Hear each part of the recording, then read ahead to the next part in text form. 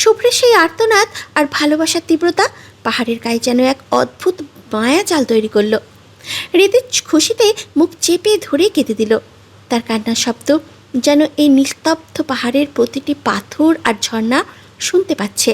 কান্নার প্রতিটি ধ্বনিতে মিশেছিল এক দীর্ঘ প্রতীক্ষার অবসান আর গভীর ভালো লাগা।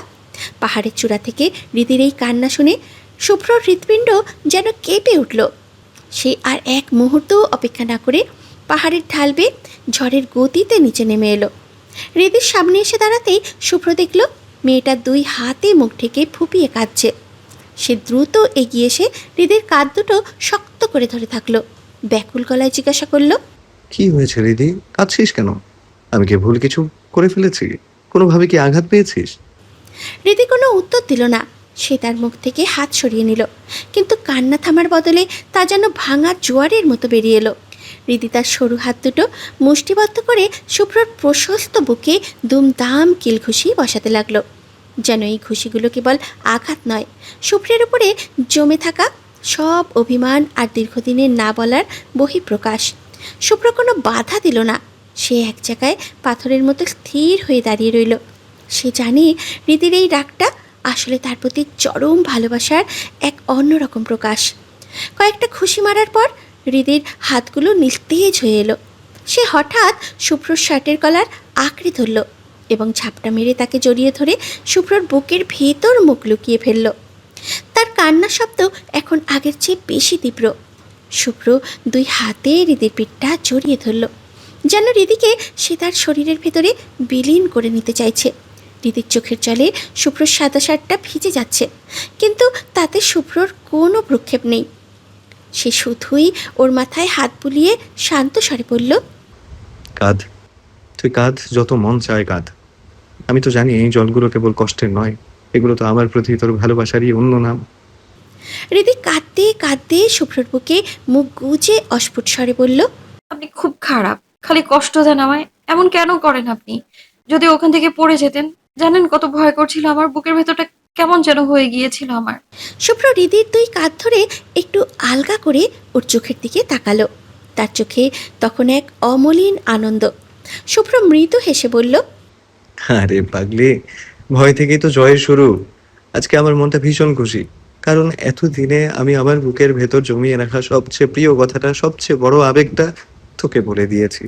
মনে হচ্ছে আমার বুক থেকে একটা পাহাড় সম ভারী পাথর নেমে গেছে, যেটা আমি এতদিন খুব গোপনে চেপে রেখেছিলাম। আজ আমি সত্যিই খুব খুশি। কথাগুলো বলে শুভ্র খুব যত্নে হৃদির চিবুক ধরে মুখটা সোজা করল। নিজের হাতের আঙুল দিয়ে হৃদির চোখের জল মুছতে মুছতে সে বলল, সারা জীবন তো কেবল গম্ভীর হয়েই কাটিয়ে দিলাম, আজ না হয় একটু অন্যরকম হই। আজ আমি তোর প্রেমিক শুভ্র হয়ে গেলাম। আমি তোকে নিয়ে পুরো শহর ঘুরে বেড়াবো, শুধু পাহাড় নয়, এই শহরের প্রতিটি গলিকে আমি আজ জানিয়ে দেব আমি আমার প্রাণের ভালোবাসাকে খুঁজে পেয়েছি, নিজের করে পেয়েছি। শুভ্র হৃদির হাত ধরে পাহাড় থেকে নেমে এলো। নিচে নামতেই দেখল শুভ্রা আর ঈশান অপেক্ষায় দাঁড়িয়ে আছে। হৃদিকে দেখেই শুভ্রা মৃদু গলায় বলল, কি সারপ্রাইজটা কেমন লাগলো? হৃদি খানিকটা অভিমানী সুরে বলল, তোরা তখন গাড়িতে মিথ্যে কথাগুলো কেন বলেছিলি? শুভ্রা খিলখিল করে হেসে উঠল। আরে পাগলি, ওতে তো মজা ছিল, তোকে একটু ঘাবড়ে দেওয়ার জন্যই তো ওর পরিকল্পনা। হৃদি আর কথা বাড়ালো না। তারা চারজন মিলে আবার গাড়িতে উঠল। শুভ্র আর হৃদি পেছনের সিটে বসলো, আর ঈশান ও শুভ্রা বসলো সামনে। কিছুদূর যাওয়ার পর গাড়ি একটা নির্জন অথচ সুন্দর জায়গায় এসে থামলো। ততক্ষণে আকাশ জুড়ে সন্ধ্যার বিষণ্ণ রং ছড়িয়ে পড়েছে। ঈশান গাড়ি থেকে নেমে শুভ্র ও হৃদিকে নামিয়ে দিয়ে শুভ্রাকে নিয়ে আবার তাদের গন্তব্যে চলে গেল। হঠাৎ শুভ্র নিজের পকেট থেকে একটা কালো রুমাল বের করলো। হৃদি কিছু বুঝে ওঠার আগেই শুভ্র তার চোখ দুটো বেঁধে নিল। হৃদি অবাক হয়ে বলল, আরে চোখ বাঁধলেন কেন? শুভ্র হৃদির কানের কাছে মুখটা নামিয়ে আনলো। তার উষ্ণ নিঃশ্বাস হৃদির গলার কাছে এসে লাগলো। শুভ্র নিচু অথচ রহস্যময় স্বরে বলল, কারণ এখন আমি তোকে মেরে ফেলবো, রাস্তার ঠিক শেষ সীমান্তে নিয়ে গিয়ে তোকে ফেলে দেবো। এখন চুপচাপ আমার সাথে চল। হৃদি আত্মবিশ্বাসের সাথে শুভ্রের হাত শক্ত করে ধরে বলল, ওকে নিয়ে চলুন, আমি চোখ বন্ধ করিয়ে আপনার সাথে চলে যাব। শুভ্র কোনো কথা বলল না, কেবল হৃদির হাতটা নিজের হাতের মুঠোয় আরও একটু শক্ত করে নিল। তার হাতের উষ্ণতা হৃদির শিরদাঁড়া বেয়ে এক অদ্ভুত প্রশান্তি ছড়িয়ে দিল। ধীর পায়ে শুভ্র হৃদিকে কোথাও একটা নিয়ে এলো। জায়গাটা ভীষণ নীরব, কিন্তু বাতাসের ভাঁজে ভাঁজে মিশে আছে বেলি আর রজনীগন্ধার এক মায়াবী ঘ্রাণ। শুভ্র আলতো করে হৃদির চোখের কালো রুমালটা খুলে দিল। চোখ খুলতেই হৃদি স্তব্ধ হয়ে গেল। চারপাশটা ঘুটঘুটে অন্ধকার, যেন কোনো গভীর শূন্যতার কবরের মতো নিস্তব্ধতায় হৃদি নিজের হৃদস্পন্দনটাকে শুনতে পাচ্ছিল। সে ভয়ে ভয়ে ফিসফিস করে বলল, এটা কোথায়? এমন অন্ধকার কেন এখানে? কিন্তু শুভ্রের কোনো আওয়াজ পাওয়া গেল না। হৃদি ভয়ের আবেশে দ্রুত পাশে হাত বাড়িয়ে দেখল, না, সেখানে শুভ্র নেই। লোকটা হুট করে গেল কোথায়? হৃদির কণ্ঠস্বর তখন ভয়ে কাঁপছে। শুভ্র ভাইয়া, কোথায় আপনি? প্লিজ, আমার খুব ভয় করছে, আমায় এইখান থেকে নিয়ে চলুন। হৃদি যখন ভয়ে কাঁপতে কাঁপতে নিজের দুই হাত দিয়ে নিজেকে জড়িয়ে ধরছিল, ঠিক তখনই হুট করেই সব অন্ধকার চিরে রাজকীয় ঝাড়বাতির আলো জ্বলে উঠল। আর সাথে সাথে ওপর থেকে ঝিরঝির করে বৃষ্টির মতো নামতে লাগলো হাজারো রক্তিম গোলাপের পাপড়ি। সেই আলোর ঝলকানিতে হৃদি অবাক হয়ে সামনে তাকাতেই দেখল, ঠিক তার সামনে হাঁটু কেড়ে বসে আছে শুভ্র। পরনে সেই সাদা শার্ট আর প্যান্টানায় তাকে এখন আরও বলিউড সিনেমার নায়কের চাইতেও বেশি মায়াবী লাগছে। শুভ্র ধীরে ধীরে তার পকেট থেকে মকমলের ছোট বাক্সটা বের করলো। হৃদির ঠিক সামনে বাক্সটা ধরে সাবধানে সেটির ঢাকনা খুলল। খুলতেই ভেতর থেকে ডায়মন্ডের একটা রিং আলোর প্রতিফলনে ঝিকঝিক করে উঠল। হৃদির চোখের দিকে তাকিয়ে শুভ্র তার বলিষ্ঠ অথচ কম্পিত কণ্ঠে আবেগ মাখা গলায় বলল, উইল ইউ ম্যারি মি হৃদি? হৃদি অবাক হয়ে চারপাশটা দেখল। সব কিছুর সাজসজ্জা তার চারপাশে সারিবদ্ধভাবে দাঁড়িয়ে আছে। অনেক মানুষ আছে দাঁড়িয়ে, প্রত্যেকের হাতে একটি করে লাল রঙের লাভ বেলুন, আর সেই বেলুনের গায়ের সোনালি অক্ষরে লেখা আই লাভ ইউ হৃদি। এবং ওপর থেকে রোবটের মাধ্যমে পাপড়ি পড়ার দৃশ্য দেখে হৃদির বুঝতে বাকি রইল না যে এটি একটি নাইট ক্লাব। আর এত আয়োজন সব শুভ্রই করেছে। হৃদির মনে হলো সে কোনো রূপকথার গল্পে ভেতরে ঢুকে পড়েছে। এত সুন্দর একটা দিন তার জীবনে আসবে সে তা বিশ্বাসই করতে পারছে না। সে দু চোখ ভরে শুভ্রকে দেখল, সেই মানুষটি যার জন্য সে আজ নিঃস্ব হতেও রাজি। রীতি এক মুহূর্ত সময় নষ্ট না করে সমস্ত সংকোচ ছেড়ে ফেলে হাসতে হাসতে তার ডান হাতটি শুভ্রের দিকে বাড়িয়ে দিয়ে দৃঢ় অথচ মিষ্টি কণ্ঠে বলল, yes, of course I will marry you. শুভ্রর চোখে তখন চিকচিক করছে আনন্দাশ্রু। সে পরম মমতায় হৃদির আঙুলে আংটিটা পরিয়ে দিল। চার পাশের মানুষজন তখন উচ্ছ্বাসে ফেটে পড়ল। করতালি আর খুশির চিৎকারে পুরো ক্লাব যেন কেঁপে উঠল। হৃদির আঙুলে হীরের আংটিটা তখন আগুনের মতো জ্বলজ্বল করছে, আর হৃদির চোখের জল আনন্দের ধারার মতো গড়িয়ে পড়ছে শুভ্রর হাতের উপরে। শুভ্র উঠে দাঁড়িয়ে হৃদিকে নিজের বুকে টেনে নিল, যেন সমস্ত পৃথিবীর সুখ আজ এই দুই জোড়া হৃদয়ের মিলনে এসে থমকে দাঁড়িয়েছে। স্টেজের মাইক্রোফোন হাতে নিয়ে এক তরুণী হাসি মুখে বলল, হ্যালো প্রিয় দর্শকবৃন্দ, সবাইকে জানাই আন্তরিক শুভেচ্ছা ও ভালোবাসা। আপনারা সবাই জানেন আজ আমাদের ক্লাবে দুটি হৃদয় এক সূত্রে বাঁধা পড়েছে, সাইফান শুভ্র চৌধুরী এবং তার হবু স্ত্রী তাসনিন হৃদি। এই সুন্দর জুটিকে আমরা সবাই আগামী দিনের জন্য অনেক অনেক শুভকামনা জানাই। তাদের জীবন, ভালোবাসা, হাসি আর সুখে পরিপূর্ণ হোক। কথা শেষ হতেই পুরো হলরুম জুড়ে বজ্রধ্বনির মতো হাততালি বেজে উঠল। চারদিকের উচ্ছ্বাস যেন আরও কয়েক গুণ বেড়ে গেল। মেয়েটি একটু অপেক্ষা করে আবার মাইক্রোফোনের সামনে দাঁড়িয়ে বলল, তবে আমি চাই আজকের এই উদযাপনটা আরও একটু বিশেষ হয়ে উঠুক। তাই আমি অনুরোধ করছি সাইফান শুভ্র চৌধুরীকে তার হবু স্ত্রীর জন্য একটি গান গেয়ে আমাদের শোনানোর জন্য। দেখি আমাদের এই সুন্দর জুটি আজ স্টেজ কাঁপিয়ে দিতে পারে কিনা। আবারও চারপাশে হাততালির ঝড় উঠল। কেউ শীষ দিল, কেউ উল্লাসে চিৎকার করে উঠল। পুরো পরিবেশটা যেন আনন্দ আর উত্তেজনায় টকবক করে ফুটতে লাগলো। হৃদির বুকের ভিতরে তখন এক অদ্ভুত অনুভূতির ঢেউ বয়ে যাচ্ছে। এত মানুষের সামনে এত শুভকামনার মাঝে দাঁড়িয়ে থাকতে তার কেমন যেন অবিশ্বাস্য লাগছিল। আনন্দে তার হৃৎপিণ্ডটা দ্রুত স্পন্দিত হচ্ছে। ঠোঁটের কোণে অজান্তেই এক টুকরো হাসি লেগে আছে। মনে হচ্ছিল এই মুহূর্তটা যেন তার জীবনের সবচাইতে সুন্দর মুহূর্তগুলোর একটি।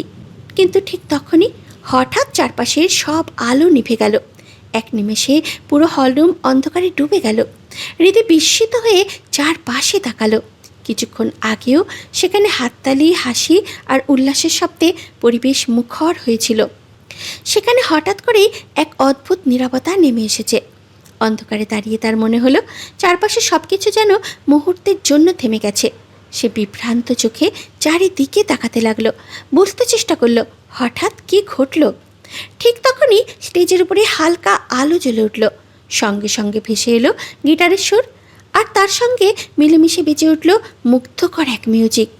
হৃদি স্মিত চোখে, বিস্মিত চোখে স্টেজের দিকে তাকালো, আর তার পরের মুহূর্তেই তার স্পন্দন যেন বুক চিরে বেরিয়ে আসতে চাইল।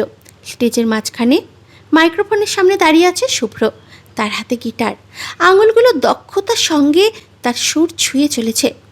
উপর থেকে নেমে আসা লাল এলইডি আলোর আভা তার অবয়বটাকে আরও আকর্ষণীয় করে তুলেছে। মাথায় বাঁধা ব্যান্ডানা, পরনের সাদা শার্ট।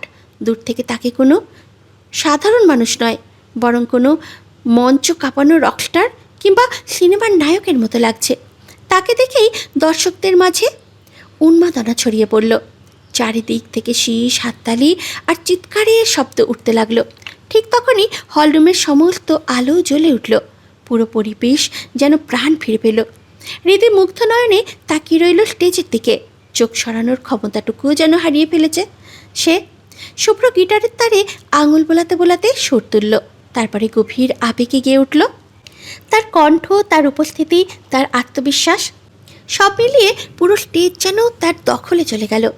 দর্শকরা মুগ্ধ হয়ে তাকিয়ে আছে, আর হৃদি নিচে দাঁড়িয়ে অবিশ্বাসের চোখে দেখছে সেই মানুষটাকে যাকে সে ভালোবাসে। হঠাৎ শুভ্রের দৃষ্টি এসে থামল হৃদির উপরে।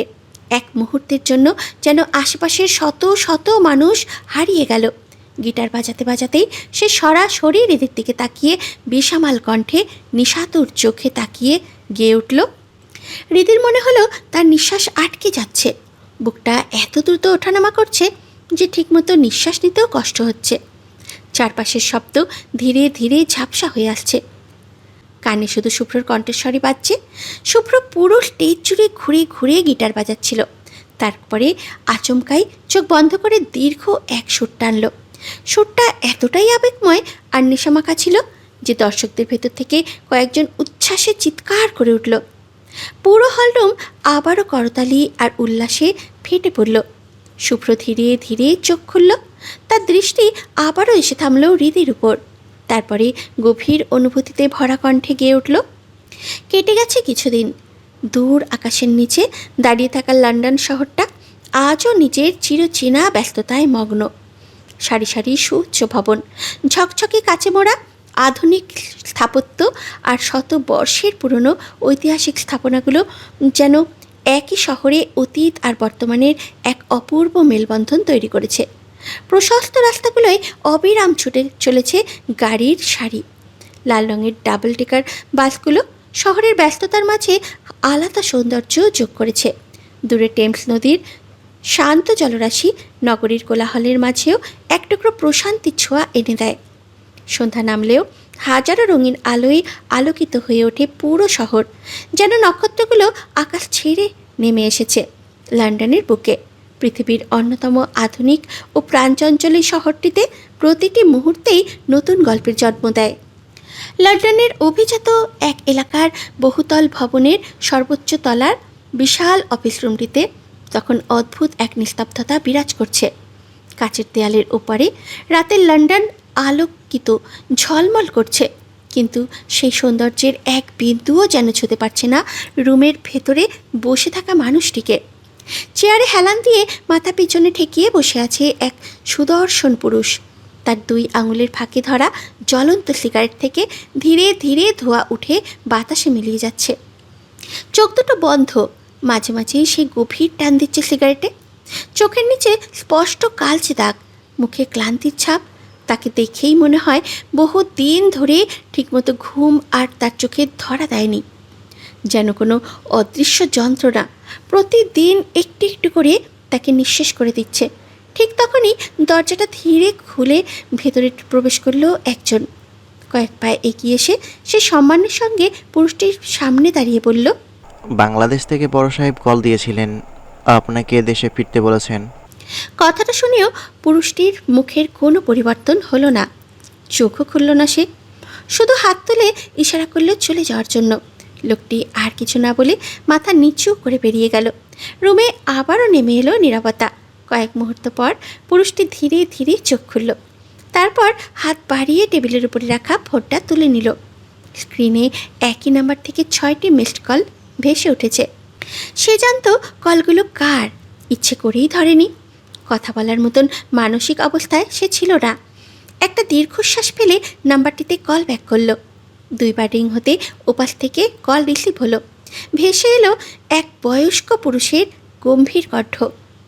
এখন দেশে আয়, রাস্তা ক্লিয়ার, তোর কেসটাও আমি সলভ করে ফেলেছি। পুরুষটির ঠোঁটের কোণে ধীরে ধীরে এক বিষাক্ত হাসি ফুটে উঠল। Are you sure? ওপাশ থেকে দৃঢ় কণ্ঠে উত্তর এলো, হ্যাঁ, নির্ভয় ফিরে আয়। শুভ্রের বিয়ে, ওদের সুখ আমার সহ্য হচ্ছে না। এক মুহূর্তে নির্বাণের ঠোঁটের হাসিটা মিলিয়ে গেল। চোখ দুটো স্থির হয়ে এলো। মনে হলো কেউ যেন হঠাৎ করে বহু দিনের চাপা ক্ষতটাতে আবার ছুরি দিয়ে খুঁচিয়ে দিয়েছে।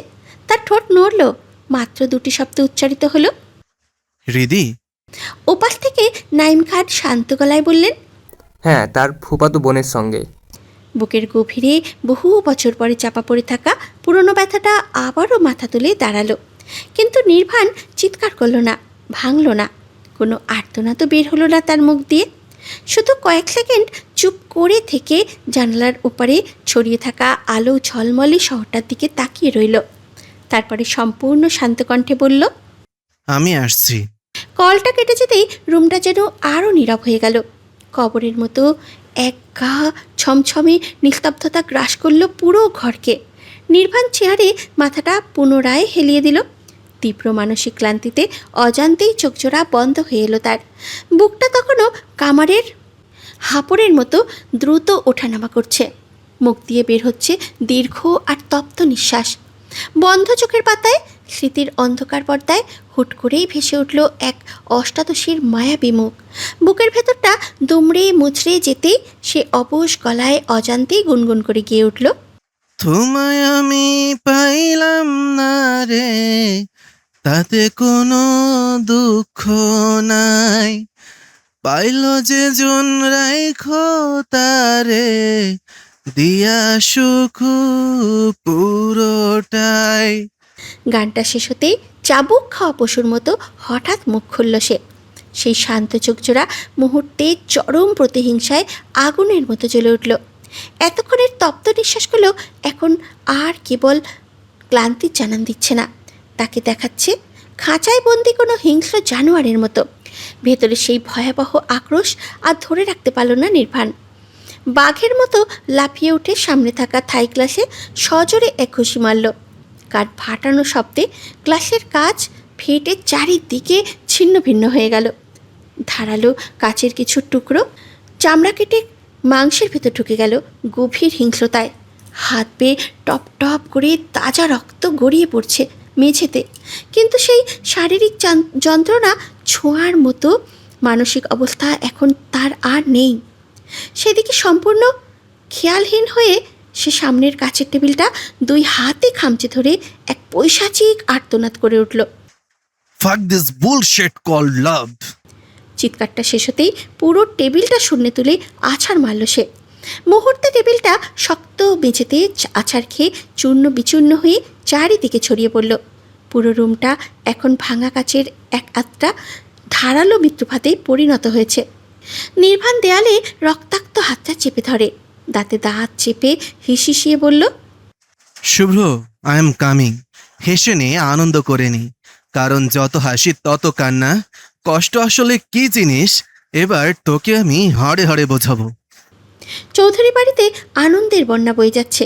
মানুষের হাসাহাসি আর কোলাহলে পুরো চৌধুরী বাড়িটা মুখরিত হয়ে উঠেছে। আজ শুভ্র আর ঈদের গায়ে হলুদ। সকাল থেকেই পুরো বাড়িটাকে একদম নিখুঁতভাবে সাজিয়ে তোলা হয়েছে। এমনকি বাইরের রাস্তাঘাটেও ঝলমরে মরুজবাতি দেওয়া হয়েছে। আত্মীয় স্বজন অনেকেই চলে এসেছে, বাকিরা আসবে কাল। তবে সবচাইতে কাছের মেহমানগুলো ইতিমধ্যে হাজির।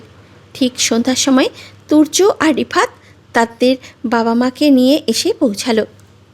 কিছুক্ষণের মধ্যেই সবাই রীতিদের বাড়িতে গায়ে হলুদ নিয়ে রওনা হবে। শুভ্রা, পাখি, মিহি আর তার ফ্রেন্ড চারদের নিয়ে পার্লারে গিয়েছে সাজতে। রীতিদের বাড়ি থেকে রীতিকেও পার্লারে নিয়ে গেছে। এত কিছুর মধ্যেও শুভ্র একেবারেই স্বাভাবিক। ও ড্রয়িং রুমের সোফায় বসে নিজের মতো ফোন টিপছে। গায়ের ওপরে জড়ানো একটা নর্মাল কালো শার্ট আর পরনে সাদা প্যান্ট। রিফাতের বাবা আর তুর্যের বাবা সোহান চৌধুরীর সাথে কুশল বিনিময় করে কথা বলতে থাকলেন। ইতিমধ্যে ঈশানও সেখানে হাজির হলো। তার গায়ে নীল শার্ট আর সাদা প্যান্ট। সে সোজা শুভ্রের পাশে এসে বসল। তারপরে আর চোখে শুভ্রের দিকে তাকিয়ে ফিসফিসিয়ে বলল,